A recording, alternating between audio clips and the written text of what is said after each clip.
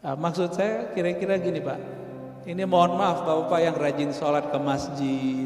Ini berarti Islamnya kan bagus, imannya bagus. Tapi kan masih ada satu lagi. Apa? Ihsan. Kita ini sering mengatakan segala puji bagi Allah yang telah memberikan iman dan Islam. Tapi kita lupa satu lagi. Ihsan. Apa itu ihsan?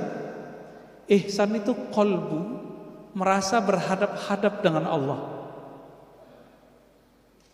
Gitu. Maka kalau qalbu sudah merasa berhadap-hadap dengan Allah, muncullah adab yang mulia. Muncul adab yang mulia. Karena kemanapun dia memandang, dia seakan-akan dilihat oleh Allah Subhanahu wa ta'ala.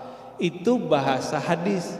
Kalau bahasa ahli qalbu sekarang disebut ilmu ma'rifatullah, ilmu mengenal Allah. Jadi apa itu ilmu ihsan? Ilmu ma'rifatullah, ilmu mengenal Allah Subhanahu wa ta'ala. Ilmu ini yang mau cari Pak. Ilmu ini kalau nambah terus, apa yang terjadi? Rohaninya naik. Rohaninya naik.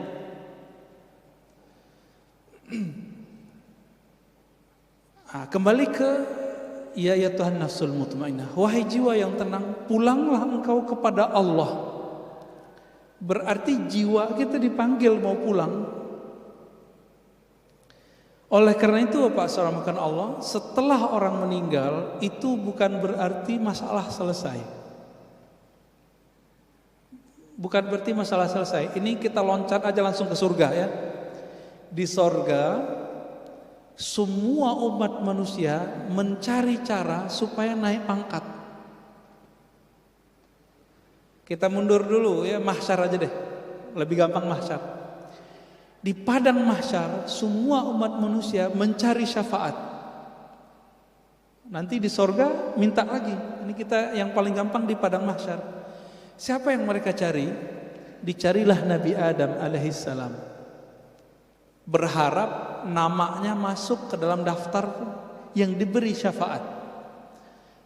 Ternyata Nabiullah Adam tidak punya hak untuk memberi syafaat sampai dapat izin dari penghulu para nabi. Maka Nabi Adam bilang, coba tanya Nuh. Dia adalah rasul pertama di bumi ya. Nabi Adam kan di surga, lalu kemudian turun ke bumi. Maka yang murni di bumi itu Nabi Nuh. Nabi Adam udah separuh-paruh surga dan bumi. Apa kata Nabi Nuh? Wahai umat manusia, kenapa kalian mencari syafaat kepadaku? Aku pun butuh syafaat. Carilah Ibrahim. Apa kata Nabi Ibrahim? Saya punya salah 2 kali berbohong, padahal berbohongnya benar. Carilah Musa. Musa juga mengatakan carilah Isa. Isa mengatakan carilah Muhammad sallallahu alaihi wasallam. Maka Nabi mengatakan, akulah al-khatim, akulah al-fatih. Akulah penutup, akulah pembuka. Jika tidak ada izin dari Nabi, para Nabi yang lain tidak bisa memberi syafaat umatnya. Terlihat posisi Nabi kita. Masih panjang Pak cerita. Jadi nanti lewat alam barzakh kita masih cari bantuan, cari guru lah kira-kira begitu. Dan proses cari guru sampai orang cari gurunya Nabi. Kita cari guru Nabi. Apa kata Nabi? Cari Muhammad ya, sallallahu alaihi wasallam. Hadis ini sahih Bukhari, sahih Muslim.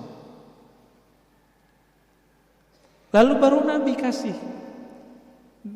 kasih izin. Dengan izin dari Allah, maka Nabi itu bernama Al-Wasilah, yang kita baca di doa setelah azan. Baca doa itu enggak? Jadi apa arti wasilah di situ? Wasilah dapat syafaat. Maka orang yang rutin membaca doa ba'da azan, insya Allah dapat syafaat nanti di sana. Amin rabbal alamin.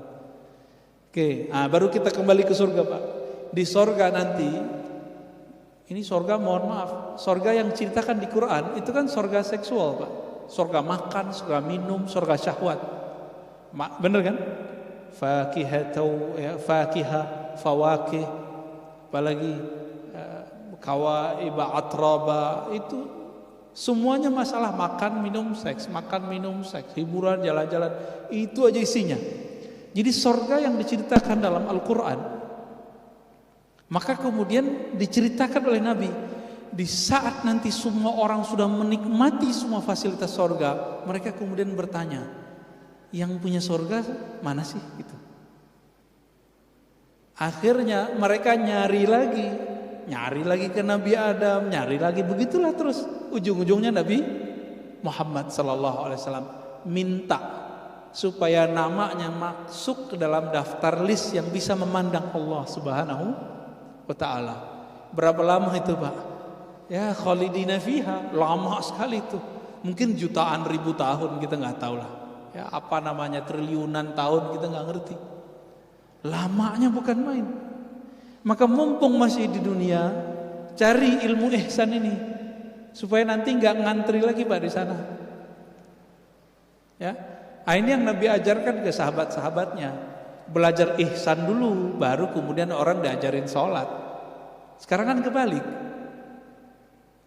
Mohon maaf nih, sekarang yang pertama diajarkan hukum wajib, tidak wajib, halal, haram, sunnah, bid'ah. Ini kata yang paling favorit nih zaman ini nih. Ini sunnah, ini bid'ah, ya kan? Ini kata favorit, Pak. Akhirnya bocah-bocah baru ngaji berani nyalahin ustadz, bilang, "Ustadz, ente bid'ah. Ajaran ente bid'ah." Cuma karena dia berbeda dengan si ustadz yang sudah puluhan tahun ngaji, anak-anak sekarang berani kurang ajar, Pak. Orang-orang baru hijrah, baru ngaji di persimpangan jalan, bingung nih mau ngaji kemana. Karena pikirannya kemudian gak stabil, belum mutmainnah, setan bisikan, cari aja tuh mereka yang hitam putih, yang kalau jelasin hukumnya jelas, halal, haram, sunnah, bid'ah. Dia lupa bahwa ajaran Islam itu warna-warni.